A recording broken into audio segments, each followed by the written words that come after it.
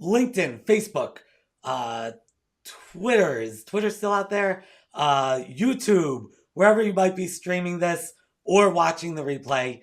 Thank you for tuning in. Of course, if you are watching us live, please be part of the conversation. Ask questions, make comments. I know that Jasmine has a solid following of industrial organizational psychologists and practitioners. So we want to hear your perspectives too, because as we all know, IO psychology is a very broad field and all encompassing sometimes it feels like. And so while we'll get Jasmine's sort of insight on this and my insight on this throughout this conversation, we want your insight as well. And for those of you less familiar with IO psychology, Jasmine is here to answer your questions. So throw them at us. Like, give us some challenging questions. We would love that. And for those of you watching the replay, you could do that too. We will monitor these things throughout the coming weeks on all the various platforms. So without further ado, I would love to invite or introduce our guest rather. Jasmine Kelly is a University of Maryland College Park alum. Jasmine received her master's degree in industrial organizational psychology. Her goal is to change the negative connotation surrounding the word work. Jasmine uses psychological theories and practices and applies them to the work that she does with individuals and organizations. She's the founder of Your Career Kickstarter, a coaching and consulting firm that serves both IO psychology practitioners and organizations. The firm helps IOs align their career with their purpose in order to land a job in the field of IO psychology. It also focuses on the employee life cycle in three core areas: selection, learning and development, and employee commitment. Jasmine teaches industrial organizational psychology for Bellevue University's Master's in IO Psychology program. She also hosts the IO Career Strategy and the IO Psychology Career Hub. She's also an expert career advisor for the Society of Evidence-Based Organizational Consulting, or CBOC. In addition to all of this, Jasmine also has her side gig baking business. How do you do any of this, all of this?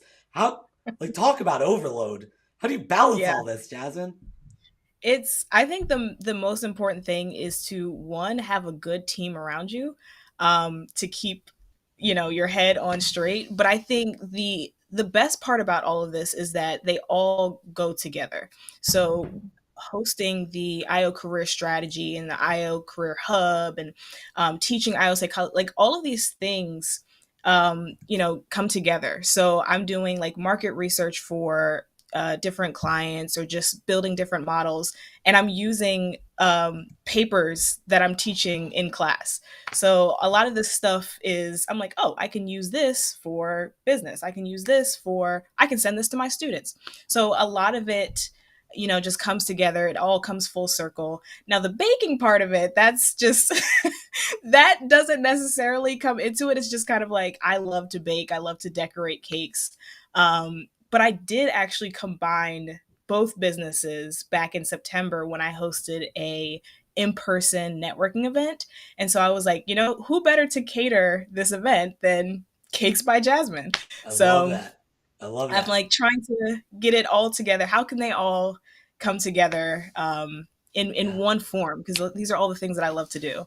Awesome. And as a former business owner, well, current business owner, but former like ice cream shop owner, etc. Um, when I transferred from that to IO, it was like because of all of it. I mean, you can't run a business without seeing the purpose for this, that there's got to be answers to some of these questions, especially if you have employees. So we're definitely going to jump into that. So I think Yeah. you're not giving yourself enough credit with the crossover between the baking, keyword being baking business, the Yeah. business part of that. But I want to get back to that. But I'm not going to let you escape the 6 and 60. You know you've got to go through Okay. this. It's a rite Got of to do it. Got to passage do it. for all water cooler guests. So without further ado, you know the rules. I'm going to ask 6 rapid fire questions, or as rapid fire as they can be out of my long winded mouth. And then your job is to answer them all in 60 seconds all together. A lot of people try to Okay. cheat and think they get 60 seconds each one and give me that story. That's no, all together. You ready? I'm ready. I'm All right. excited. I'm going to do you a solid and ask you the first question before I hit the timer. Okay. What is one thing you would like to see stick around well beyond this pandemic? Oh, remote work for sure. Oh, great. When are you Yep. feeling overwhelmed? When you're feeling overwhelmed or burned out, what do you do to reset and recharge? I relax. Like I will watch Netflix. I'm a nerd, so I'll play like the New York Times Wordle and like spelling bee. So yeah, just like recharge, relax, all that Love good it. But stuff. that wordle hurts my head. In addition to your work with organizations and IOs, as we said, you also have your baking business. What's your go-to dessert? Ooh, cheesecake. Blueberry lemon cheesecake. Oh, that sounds good. Give us your best elevator pitch in 10 seconds or less. How could many or most or all organizations benefit from working with an IO psychologist? They will improve employee commitment. People will be loyal to them. Best piece of advice or wisdom you've ever received? Be anxious for nothing. Oh, I like that. That's always my In, go-to. in 5 words or less, what's the meaning of life? Oh gosh. Um when you serve others, it will always come back to you. Cool. I like that. Um, yeah, you Oh, was failed that? that Oh, one. I You forgot the failed five that words. one, but I still like it. We're gonna give it to you, and we're gonna give Oh, you I forgot the five. points for all 6 questions because your answers were concise and fast, much faster and more concise than my questions. So excellent, awesome. Thank you for that. All right, so let's get back to this. Can we jump real quick because I don't want to miss talking about this event that you held for IO psychology practitioners and IO psychologists that you baked for, that you catered. I remember this event. I had a conflict on my calendar and couldn't make it.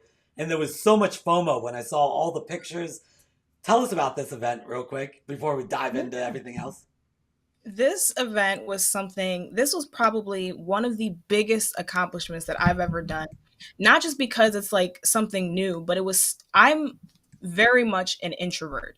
And so I understand that like doing social events and networking and trying to network with intention is so important, but so like it's nerve wracking when so like being social is not your go to or your preference. And so I was like, what's the next biggest thing in my business that I can do?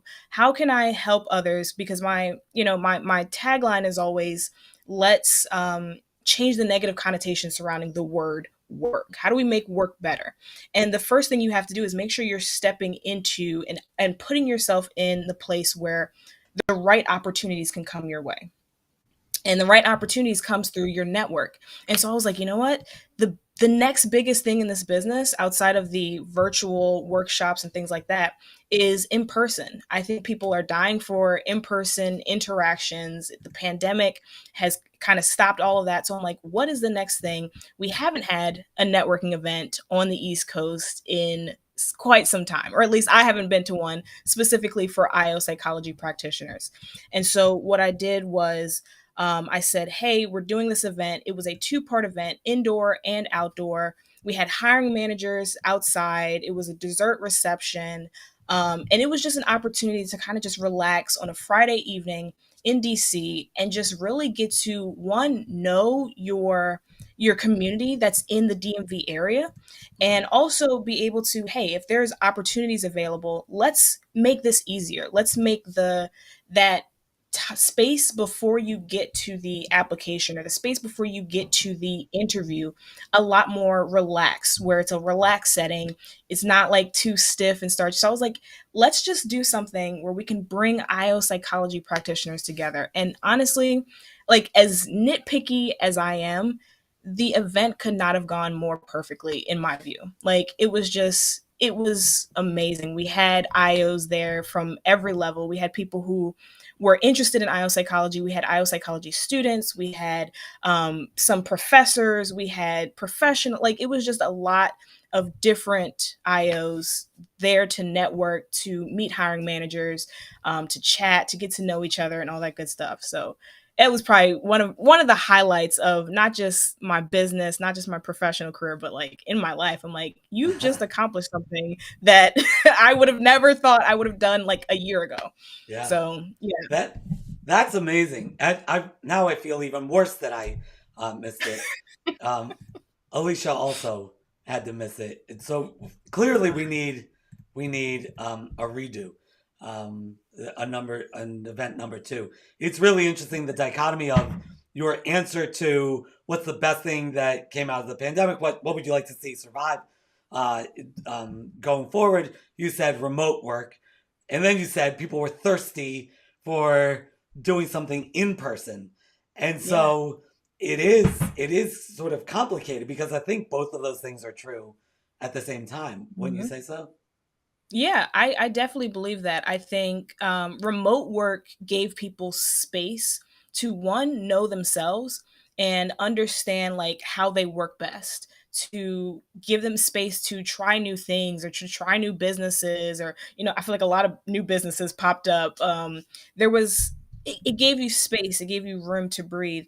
And then at the same time, it's like, you still need that interaction. You still need that, whether you're an introvert, whether you're shy, whatever it may be. I think people still needed that face to face interaction every once in a while. But I think both can exist, where you have the remote work. You have that flexibility to, you know, get your work done. Without waking up 5 hours early and doing all this stuff and rushing and all that good stuff. But then you also need the in-person interactions and having that space to get to know people, to get to know who's in your community, and giving that space is really important. And making sure that you're putting yourself in those spaces is really important as well. Yeah, and to build that culture. The IO psychology community is a relatively small community and close community. Um, Much like a lot of organizations, continuing to build that culture and those connections is so important. And a Hmm. lot of times that takes bringing people together.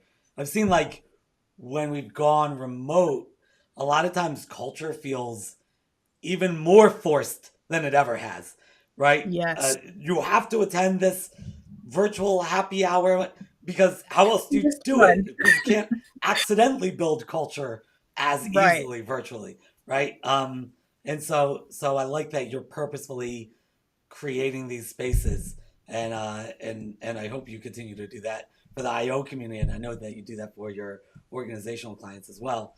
Um, so, okay, everybody who watches the water cooler knows that in the Shar household, we're a bit of a superhero, specifically Marvel superhero family. We just got a new puppy, 9 weeks old. We named him Groot. Oh my And if you're gosh. into like Marvel, you think that's like a cool name. Otherwise, you look at us like, what does that mean? Anyway, this is side. I get sidetracked easily. Another thing that came out of 2020. My wife is sitting home working with me in our office together. All the kids are home doing their school from home. My wife literally diagnosed me and half our kids with ADHD during that year of 2020. We all went and sought, second medical opinions, and she was right. We got the diagnosis, but it took all There you working at go. home together in the thing. She was like, "This is not normal." So I'm like, "Yeah, it's normal for me. I don't know." But anyway, um, so the reason I bring up the superhero thing is because everybody knows the best piece of a superhero story is their origin story. So I love hearing from Mm. my guests about their origin story. How does a bakery business owner, were you doing the bakery thing before you entered into IO? So how does a Yes. bakery business owner um, learn about and become involved in and decide to pursue a graduate degree in industrial organizational psychology? Yeah, so this is the craziest story. And so I knew about IO psychology back in high school. I think we took it was like an AP psych class my senior year in high school, and we had one chapter on IO psychology, and the only thing they talked about was like Google and the Googleplex and how they use like ergonomics to influence how people work and the things that they do, and I was like, oh my gosh, that's the coolest thing ever, I'm doing that. And so I kind of just stuck with it throughout undergrad, and I was like, I'm going to go for my IO psychology degree. Now I've been baking since I was like 8 years old, maybe 7 years old. And so I knew I wanted to start a baking business at some point. Now, I don't know what possessed me to start my baking business while in grad school for my IO degree. But I was like, you know what's a good idea? Let's start the business now. And so I started the business, and the second I said I'm starting a business, clients just came like running to me, and I was like, "Oh, this is real. This is serious." And so I was like doing finals, I was baking, I was working full time, and I'm like, "This is a lot."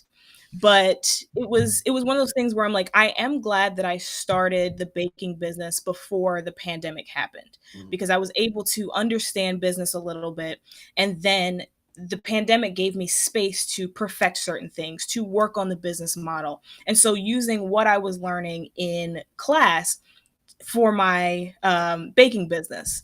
And my other business didn't start until after grad school. I was applying for IO jobs, and I was like, something's not. I was like, I keep doing the same thing and getting the same results. Mm-hmm. So what is going on here? So I was like, let me go to my network. Who's in my network? Who's already an IO? Who's already been doing this?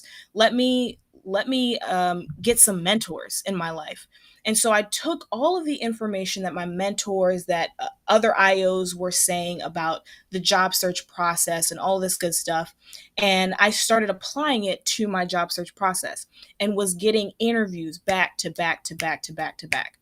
And I was like, I have something here. And I realized that I spent months gathering all of this information about the job search process and about just understanding how organizations work and the selection process and all of that. I was like, I have to give this back to other IOs, because things that are now common knowledge for me is not common knowledge to the average job seeker, but also having to articulate your own personal value as well as the value of the field is just an extra added stress that a lot of other people in other fields don't have to worry about. So Yeah. that's kind of where the idea for Your Career Kickstart came in, where I was like, I'm just going to throw together a masterclass. I'm just going to put this together. And it ended up turning into a business. I ended up creating something that was bigger than what I expected.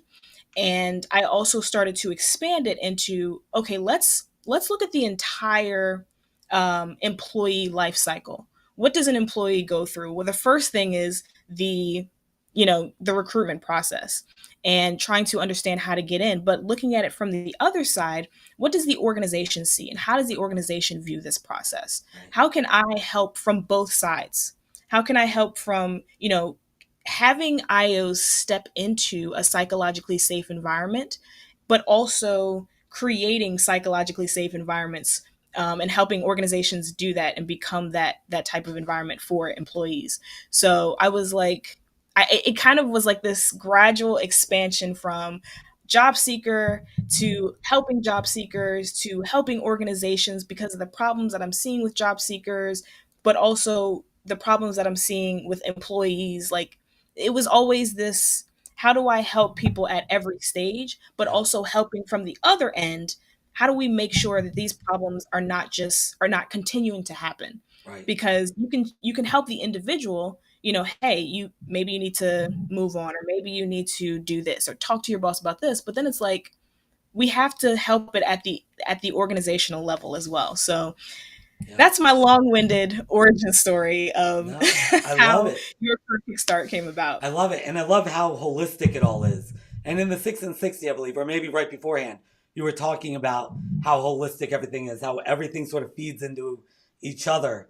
Mhm. between teaching and working with organizations and working with job seekers, etc. But really, Right. that holistic approach to helping job seekers and helping those organizations. So you see both sides. You can become a translator. You can really see sort of the blind spots from each side and Mhm. help each navigate their side of things. I absolutely love that, and also working with IOs because I know, in any industry you find this sort of symptom. It's sort of like the cobbler's kids who have no shoes, right? It's like IOs know this stuff. They studied Yeah. selection too. You weren't the only IO that studied selection. They also studied selection.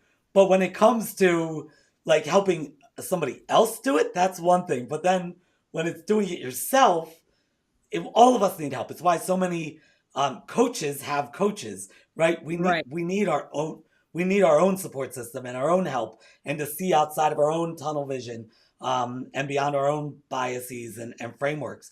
Um, For sure. I know. For me, I was really embarrassed and surprised relatively recently when somebody asked me what my mission and vision is for Illuminate, and I'm like, I mean, I can't tell you how many organizations I helped with this or lectured them about. How do you not have a mission statement? And here I am without one. So, Yeah. now I've got one. But it was only recently that dawned on me. We get so busy looking at other organizations' issues and things that we don't look inside, and we need that external support. I Mhm. think For sure. that's great that you're able to supply that. Yeah. So we talked a lot about how you got into IO, etc. Why organizations need IO. We touched on that a little bit. But what is industrial organizational psychology?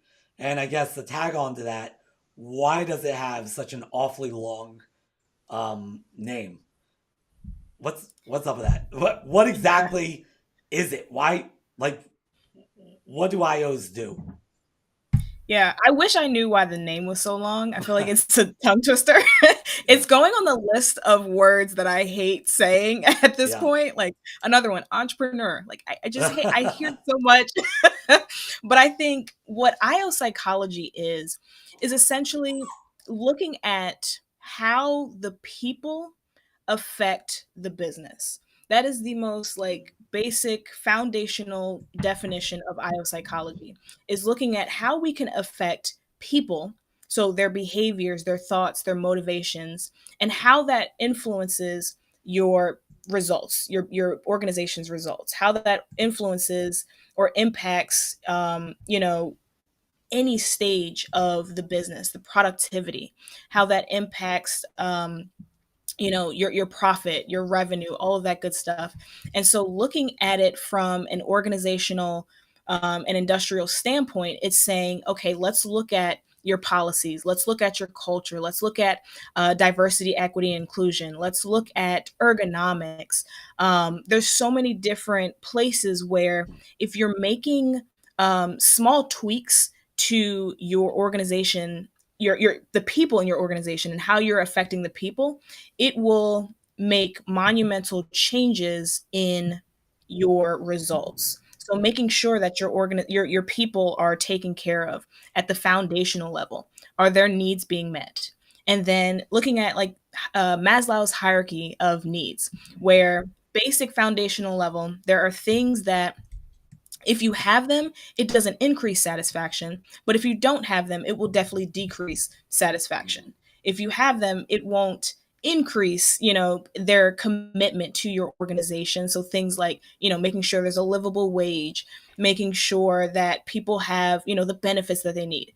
Having those things is not going to increase someone's job satisfaction. Right, But not having those things will definitely make them dissatisfied, will make them unengaged, not committed, all of those great things. right, And so we have to look at it once we have those foundational things for our employees. What's next? What do they need? Well, they need to feel psychologically safe. Can I walk into work and feel included? Can I walk into work and know that my voice is heard, and know that my supervisor will listen to me, and know that my direct reports respect me and things like that, that the communication is flowing. So IO psychology incorporates all of those things where it's where can we make those changes in what affects the people so that we can in turn affect how our organization is running, how, where we are now and where the potential is the difference in an organizational psychologist coming in and using data driven solutions to solve or fill in that gap. Yeah, yeah, yeah. I love that you bring that up because that sort of hygiene theory where it's about organizations often will think, well, how can I better motivate my employees? And oftentimes it's like, wait, we have to take a step back because right now your Hmm. actions are actually demotivating your employees. We have to get to the baseline and then work Right. on motivation. Um, a lot of these things Exactly. just at their core, they just get you to the baseline. They are Hmm. absolute necessities. And then after that, everything else is an add-on to motivate. Right. Yeah, I love that because that's something that a lot of people don't realize about their employees. And again, this sort of iterative thing where it flows from how do you get the best out of your employee? How does the employee get the best out of the organization? Like, how does the organization feed into that? And then the employee into that? The employee Right. performance and organizational um, uh, policies and structure and culture. Yeah, absolutely. And that's why, so any organization, if they've got a couple employees, could probably use some of that, right? For sure. Yeah. Because I think we get so tied into the work that we're doing. So whatever industry you're in, you get tied into that, and you may be an expert in that work. But then sometimes we forget about, okay, are our employees happy? Are they satisfied? Are we where we could be?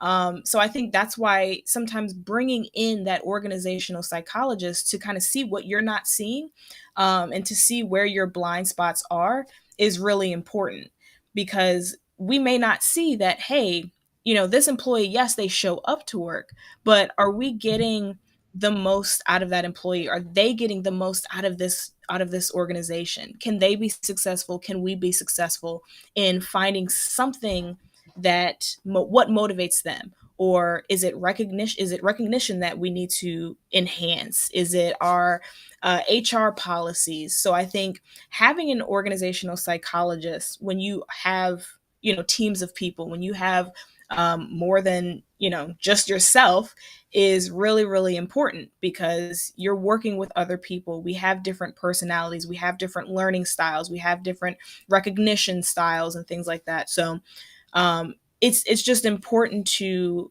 bring in someone with fresh eyes who knows and understands the data side of things, and it can either collect the data or analyze the data and then translate that back into, hey, this is what I found, this is what's going on, these are the patterns that I'm noticing. How about we look at these different practices or these norms or this part of the culture? So ultimately, if I'm trying to bring in either an external consultant or hire somebody in who's going to play sort of an internal consulting role, um, what's the difference between a IO? Why not just grab an MBA, right? Like, is what is the difference there? Yeah. So I think an MBA is typically someone who looks at the business practices, the structure of the business, and things like that. And while that's good, an IO psychologist will look at that as well as the people. And so sometimes an IO psychologist will look at the data and use data driven solutions to solve the issue. So let's say, for example, you're noticing that insert race of people here are leaving within 5 years. And so oftentimes someone may attribute, or a leader may attribute that to, oh, it's the race of the people, or it's whatever identity, it is, whatever identity Mhm. aspect it is. But then what an IO psychologist can come in and do is say, okay, this is the result of the problem. This is not the problem. The problem is something that we need to kind of look at more deeper. And it may be the culture, it may be the psychological safety, it may be, whatever it may be. And so oftentimes organizations will look at the result of the issue and not the root cause of the issue. And that's what an IO psychologist can come in and do, is say, hey, there's an issue here. And I think we're both noticing this issue, but let me do some digging. Let me do some informational interviews. Let me do some surveys or observational things where I'm looking at what is actually going on at the root of the issue. Because trying to solve the result of the issue or trying to solve the consequences will not stop that issue from happening, and it'll keep going. And so when you want to run a sustainable business, when you want to make sure that your people are working at their maximum potential, and they also feel like they're getting something out of it, that's when you have that employee commitment. That's when they are emotionally committed to your organization, and they will put in that discretionary time where they're working overtime, not to burn out, but because they know this job has to be done, where they're working with a smile on their face, but a smile in their heart, not to sound like ooey gooey, but Yeah. that's really what you want in order to have a successful business. And so that's what I think the difference between an IO psychologist and an MBA, where we're looking at the people, because the people make up the business, the people make up the organization, and the organization can only go so far as the people will allow it, as the people will push the vision. So I think that's just an important part of, making sure that your organization is sustainable, is successful, is productive, is making sure that you're looking at the individuals that you have in your organization and how they are motivated, and what makes them tick, or what makes them committed to your mission, your vision, your values. Yeah, I've spent many years working in the service industry, and then many more years um, working in a external consulting capacity to different organizations within the service industry. So I love that idea that there's a difference between the smile on their face and a smile in their heart. In the service industry, oftentimes there is very much the opposite of a smile in their heart, but they're putting a smile on their face because that's what's required for the job. Um, Mm-hmm. one of the most common sources of pushback I get from prospects that are reaching out to me for consulting help is all of my engagements start with analysis. It starts with an assessment phase, Mm-hmm. and I can't even tell you how often it's maybe very close to a majority will push Wow. back in some sense in terms of telling me, well, we don't need this first phase because we already told you what the problem is. So Mm-hmm. why are you going and trying to figure out the problem when we just told it to you?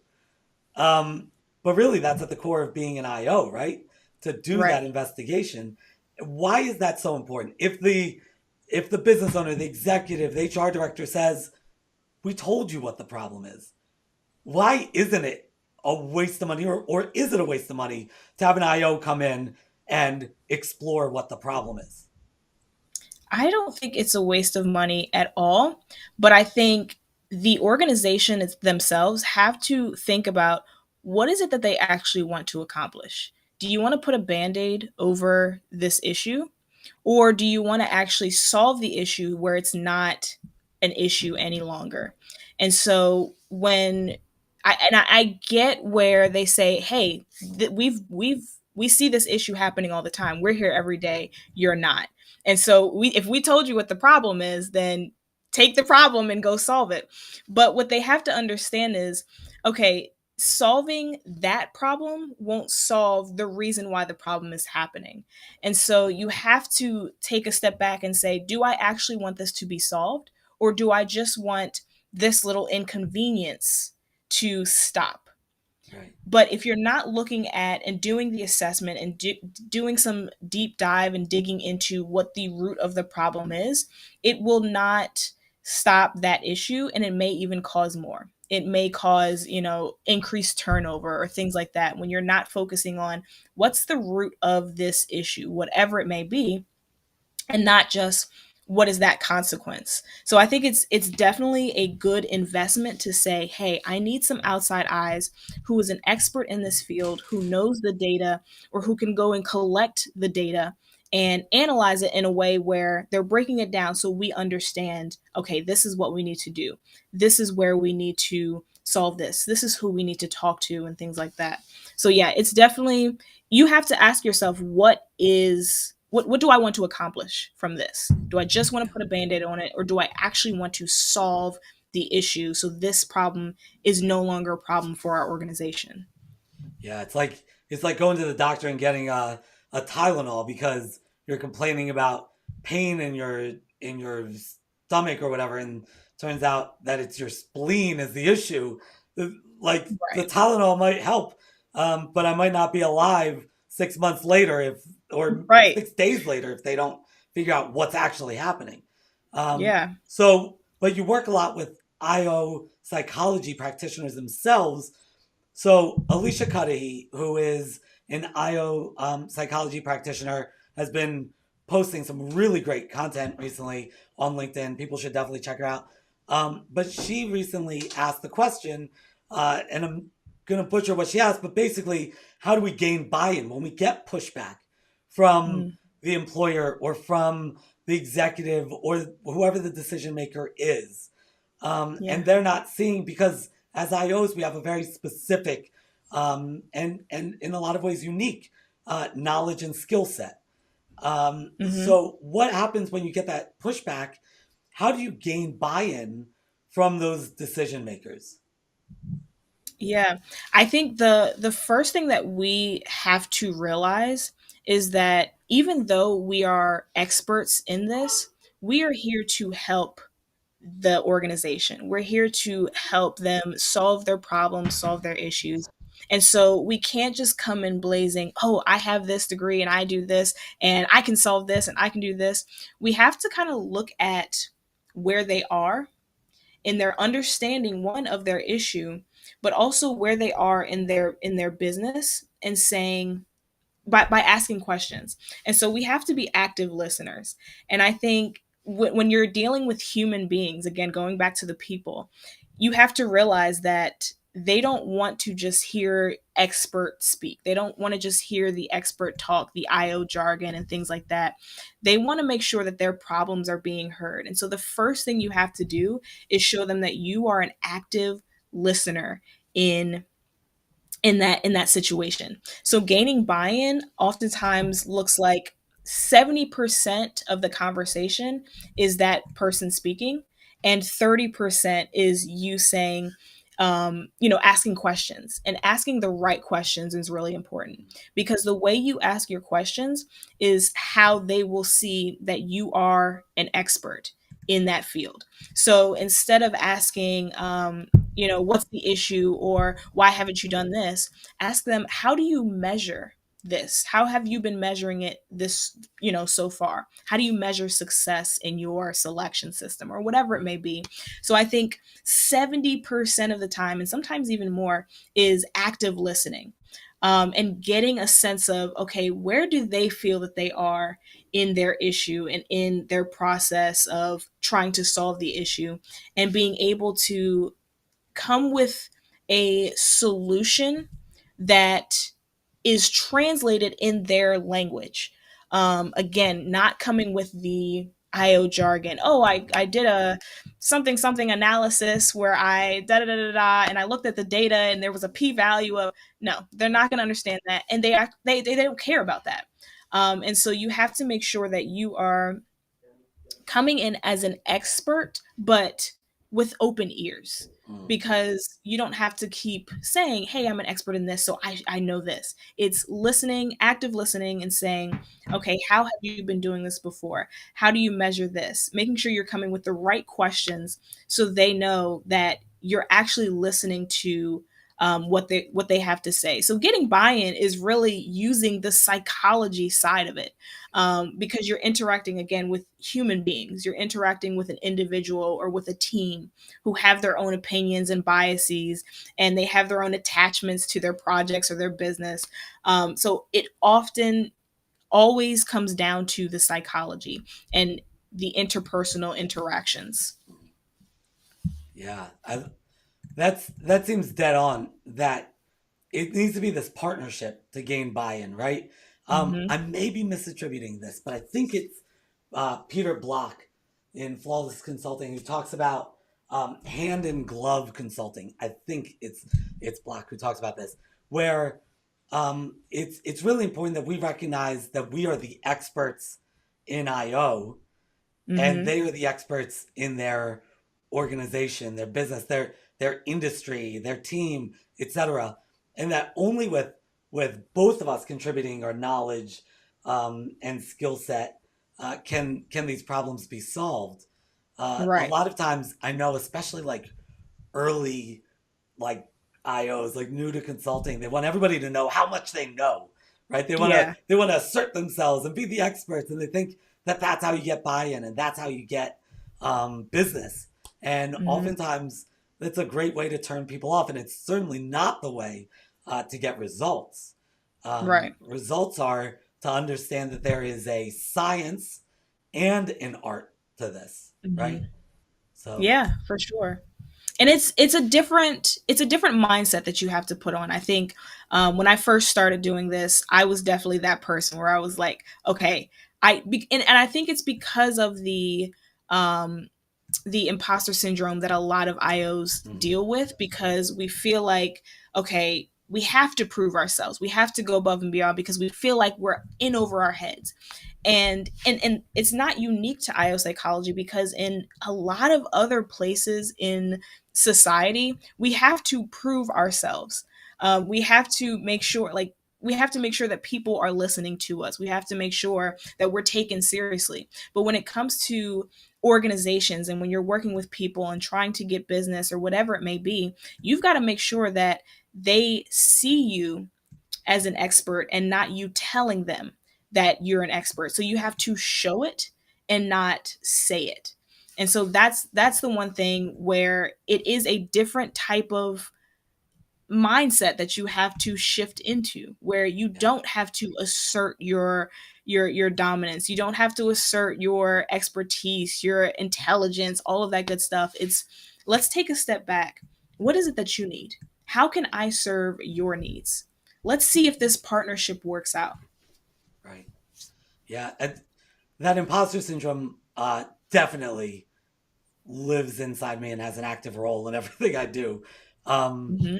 but it is this idea that you're speaking about, where for me, I know every credential that I have added to my resume, every time I've added a new credential, ultimately I find that I start dropping the jargon a little bit and speaking Mm, more like a human a little bit. Every yeah. degree I get, I try to speak a little bit more human. Every big client that I close, try to speak a little bit more human because because if my credentials can speak for me, then that insecurity that I have to prove in every conversation starts to dissipate a little bit. But the problem is Mhm. that there is this curve, and it might not just be this imagined imposter syndrome. There might be some truth to it that you have to kind of prove yourself if you don't have the paper that sort of Right. adds that sort of credentialing and buy-in. But Right. it definitely is a challenge. Yeah, and I think in addition to that, I think we have that because IO psychology is still so new. It's Mm, still so small relative to other fields. You know, you compare us to the healthcare field or the tech field or the engineering field. We are a very, very, very small community. And so we sometimes have to do so much to be ambassadors for the field itself, trying to prove that IO psychology is something that you need, but also that, hey, I'm someone who can help you with this. So I think that part of it plays a huge role in, do in this situation, do I have to also prove that industrial organizational psychology is something that you need in your organization? And so I think that's something that we as individuals have to look at and say, your credentials will speak for itself. The way in which you go about and navigate these conversations will speak for itself. And so you don't have to say, oh, I do this and I do this, and this is why I know this, and this is why I know this, and this is why I can help you with this, and da da da. It's you have to understand that in these interpersonal interactions, that your credentials will speak for yourself, one, but also the way in which you approach the situation and you approach this organization is will speak louder than any of that. So I think it is something to it where just us having to prove that the field is important, but also explain what it is something that we kind of we trip over in our minds and when we have to interact. Right.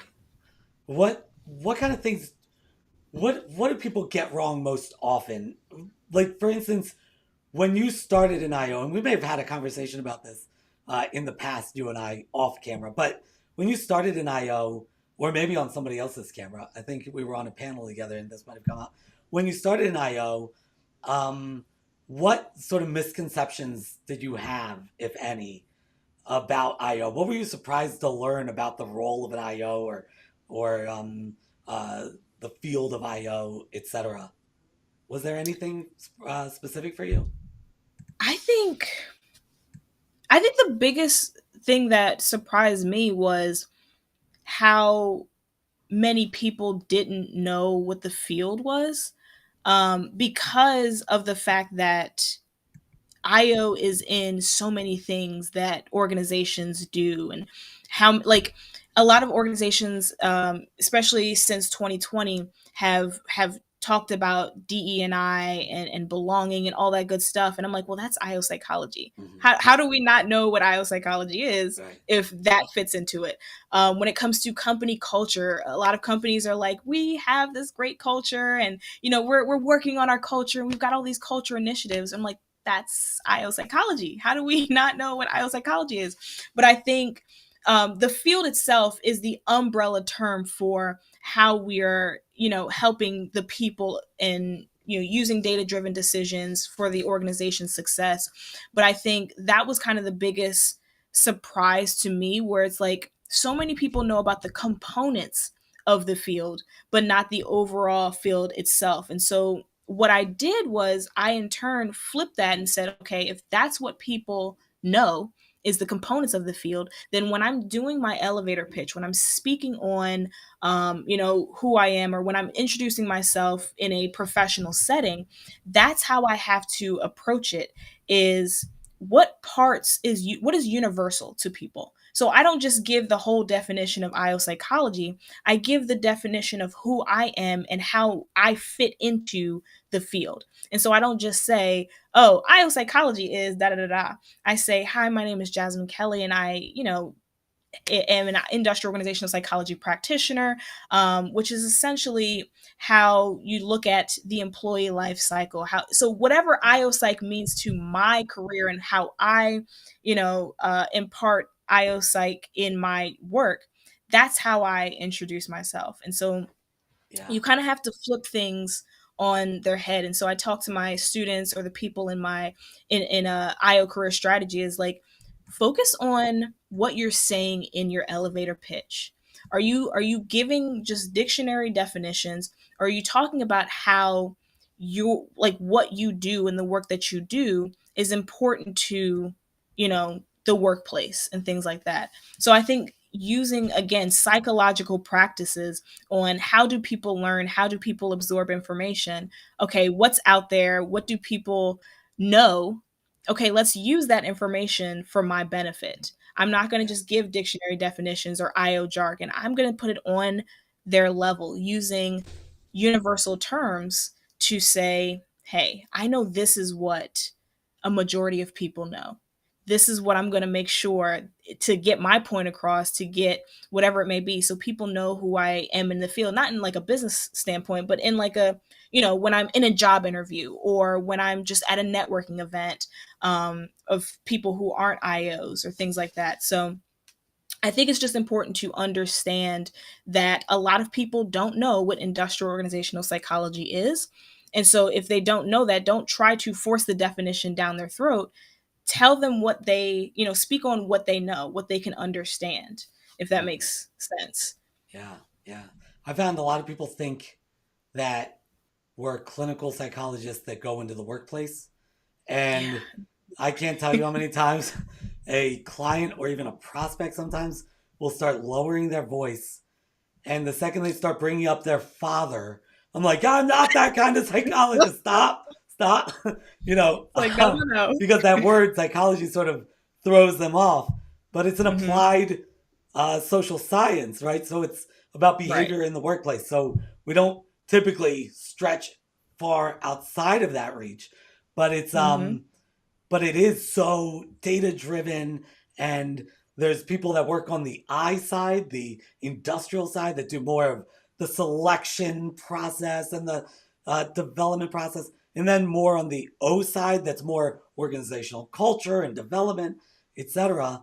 But at the end of the day, I think there's a lot of different types of practitioners with a lot of Right. different types of backgrounds, which could be all practical background, or it could be degrees in organizational development, degrees in HR. It could be any of these different things, um, or an MBA. That we're right there with all of them Hmm. tackling these issues, but it's really sort of like we all have our own frameworks, and it's how we um, approach the problem, right? It's Right. the lens through which we see. And IO is not typically going to start quoting Freud to you, when they're Right. working with you. Um, but we're interested very much in the psychology, the behavior within the workplace. Hmm. Yeah, and when you bring up your master's students, I know when you're going through a program, because I also went through a master's program and then teach at a master's program as well. And it's like every class, it's like selection. Yup, that's what I want to do. Uh, Hmm. Organizational change. Yup, that's what I want to That's do. it. And Right. and I always tell my students like, okay, this is academia where we're gonna chunk this one here and this one here. And as an IO, you're gonna be able to choose sort of what you specialize in, but Hmm. it's all interconnected.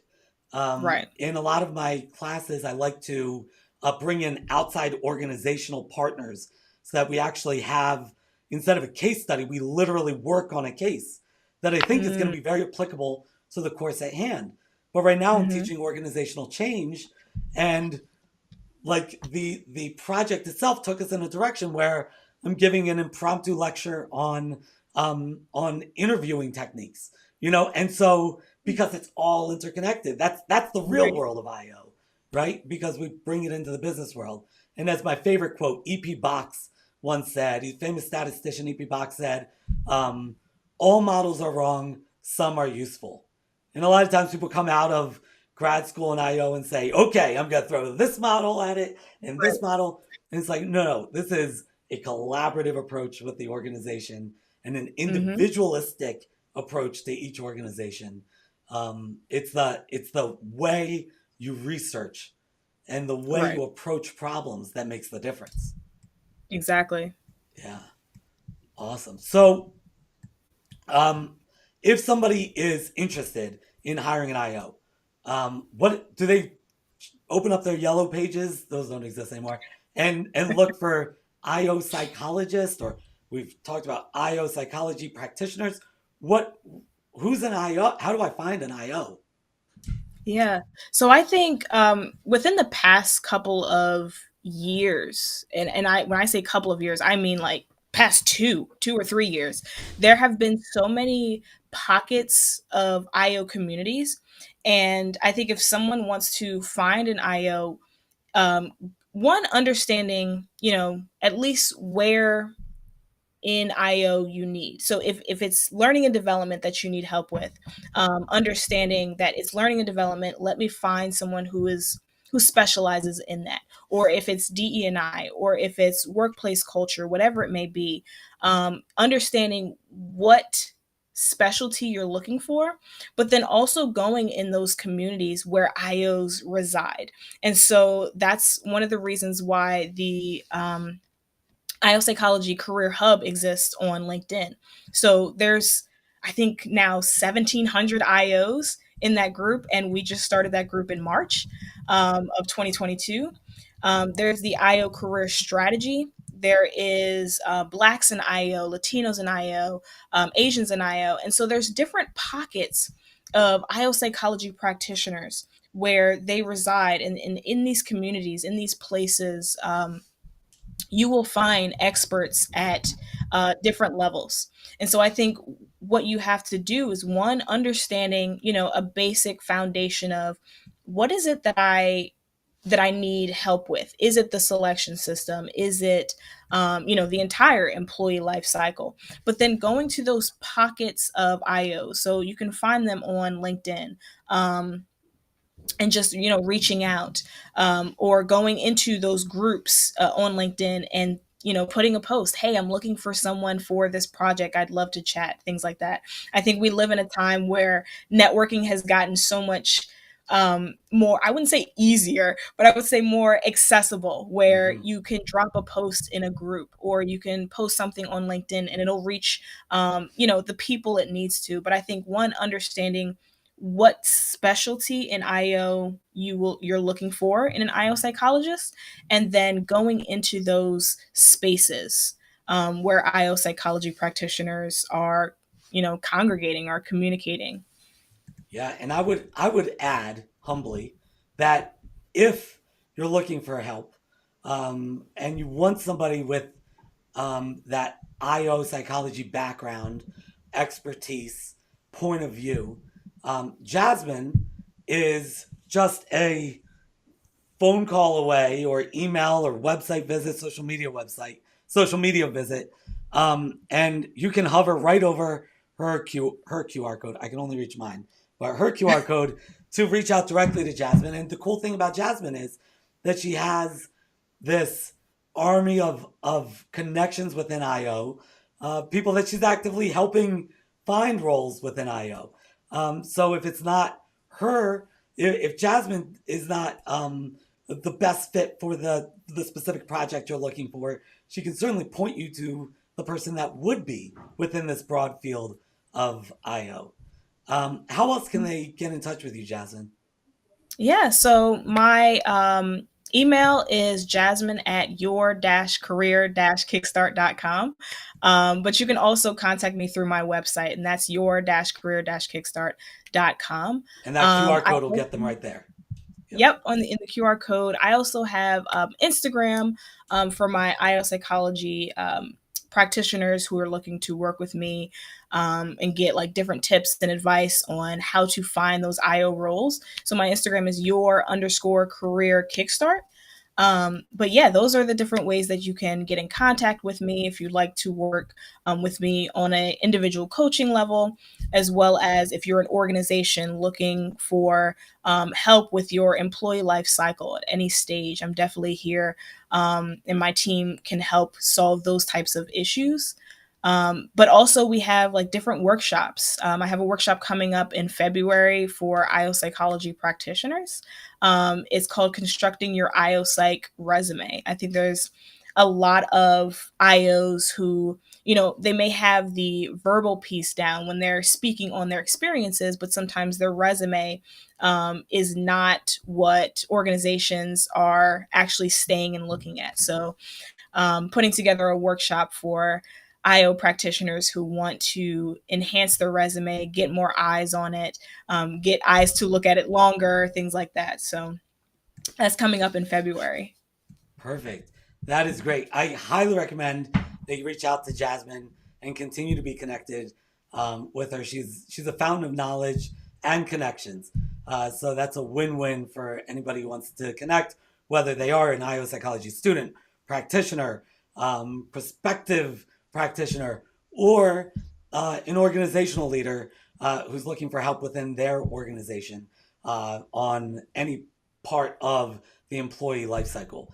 Um, as always, I would love to connect with you. That's my QR code right here. Oh my God, this mirrored thing is really hard. I'd love to connect and continue the conversation. You can find my link tree there with everything that I'm currently working on, and ways to connect.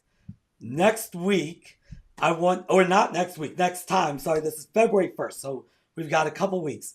But I would love to invite you all, especially you HR practitioners, to the next Water Cooler Wednesday, February 1st, where we welcome our guest Simon Anderson for a look at the future of HR. Simon is a futurist and is going to come on and talk to us about. I don't think we can get through the first 10 minutes of this conversation without talking about Chat GPT or whatever it is. I've played around with it. It's amazing and scary in terms of what this means for the future of work. We'll talk about that, I'm sure, and all sorts of other aspects of the future of HR. Because the more informed you are, the more change ready you'll be, and the more competitive your organization will be. So definitely tune in, same time, 12 p.m. Eastern Time on February 1st when we welcome Simon Anderson. Jasmine, thank you so much for being our guest and for sharing so much wisdom. I know we got only the tip of the iceberg, and we'll definitely have a round two at Yeah. some point. And I also want to thank all of you for tuning in today, whether it's today live or whether you're watching the replay. We truly appreciate that. Check out our entire water cooler series. We've got a couple milestones coming up, maybe episode 30 or 40 or 50. I don't even know. I got to count so that we don't miss that milestone. But there's a link to that in my QR code as well. So definitely check that out. And definitely please connect with Jasmine and tell her you found her on the water cooler. Thank you so much. Yeah. And thank you, Jasmine. Thanks, David. See you next time.